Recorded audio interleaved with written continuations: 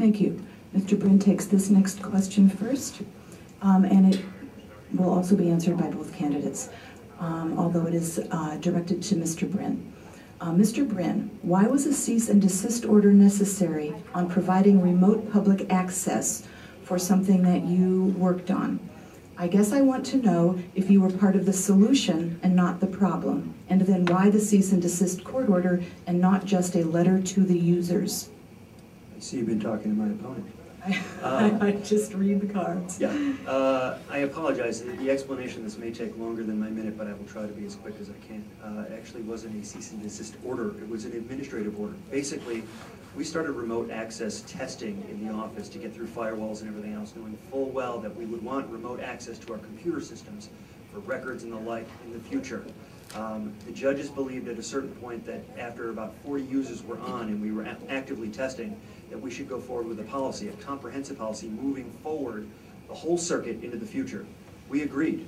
I actually crafted with the judges and the state's attorney an administrative order. It was actually the cease and desist order that you're talking about.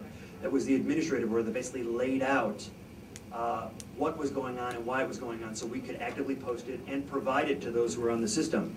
Basically what we did was we pulled back so that we, with the judges and all the other stakeholders, could develop a policy going forward for a comprehensive policy in electronic usage for the circuit.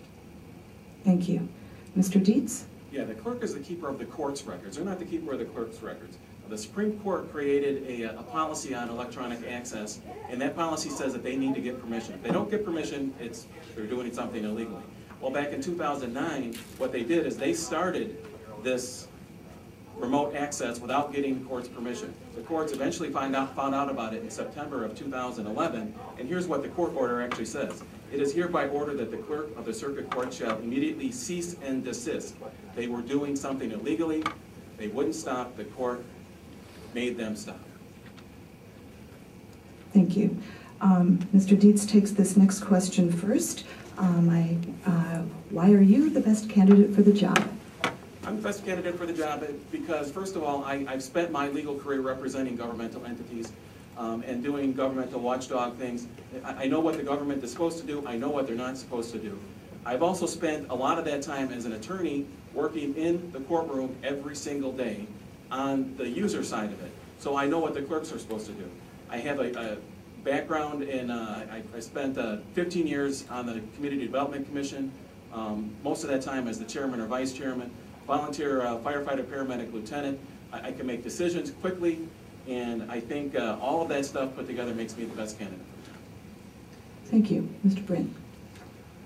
Well, first and foremost, I have something in my skills and knowledge that no other candidate in this race, Republican or Democrat, has, and that is, for the last 3.5 years, I've been the chief deputy clerk of the circuit court. In addition to being an attorney and in the business world, I now am the only candidate who actually is trained as a deputy clerk of the court, who knows how the clerk's office operates, knows about the logistics, knows about the finance, has been managing and doing strategic development for the office, doing exactly the same thing I will be doing once sworn in as the new clerk of the circuit court, as I have been for the last 3.5 years. It's something that I'm proud to be saying, that I'm learning along the way, but there's no on-the-job training for me. I start from day one doing exactly what I've been doing for the last 3.5 years, using, in addition to my skills as an attorney in the business world, as for what I've learned in the circuit clerk's office. Thank you. And Mr. Brin takes what is our last question first. Do you believe there has been a problem with nepotism or cronyism in regard to the hiring of employees? And if so, what do you propose as a solution? First, let me be clear. While those accusations have certainly been levied against Sally Koffel in the past, she's not running again. She's retiring at the end of 2012. I don't have any plans to hire anyone in my family for the office. I don't want to rob the preschool children of my wife, who teaches them on a daily basis, and my 7, 5, and 2-year-olds are way too young to be in the office. So I don't think there is a nepotism problem in the office. I don't plan on moving forward with hiring anyone in my family.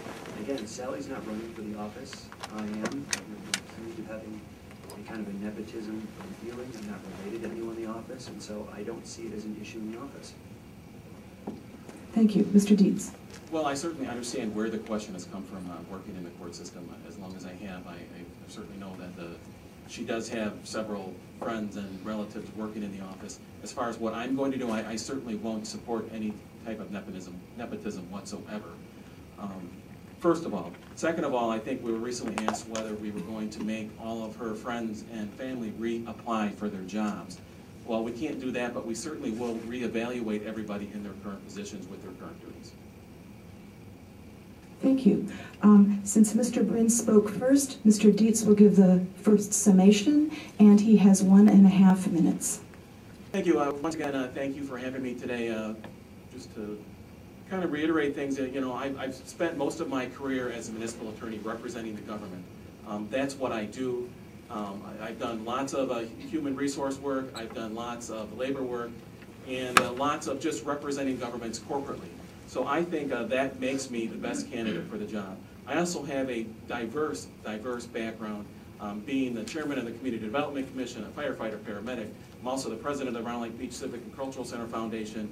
I think that we need to rebuild the trust and confidence of the citizens of Lake County. I think we need to show them that the operations of the office will be conducted in an open and honest manner, and that their public dollars will be spent wisely, and that all this illegal activity will come to an end. I think I'm your candidate for the Clerk of the Circuit Court. Thank you. Mr. Brin?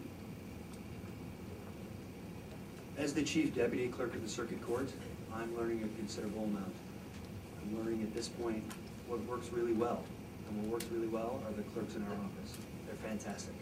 I practiced law in federal court, in Lake County, DuPage County, and Cook County, all around this country. And I was in the business world also, again, all around this country. And I will tell you, the clerks at the Lake County Circuit Court are incredible people. They're the people who make things work. They do a great job. One thing I'm learning as a leader in this office is not to change what's working. The clerks do a wonderful job. We can get them to have better tools at their disposal by giving them access to technology that they don't yet have. We can also allow that same technology to improve access and security for you all. And again, one of my big priorities is to make sure that it's at no cost to the taxpayer. We will always, always be a cost-effective office. We will never, while I'm Clerk of the Circuit Court, spend more money for the operation of the office than we take in for its operation.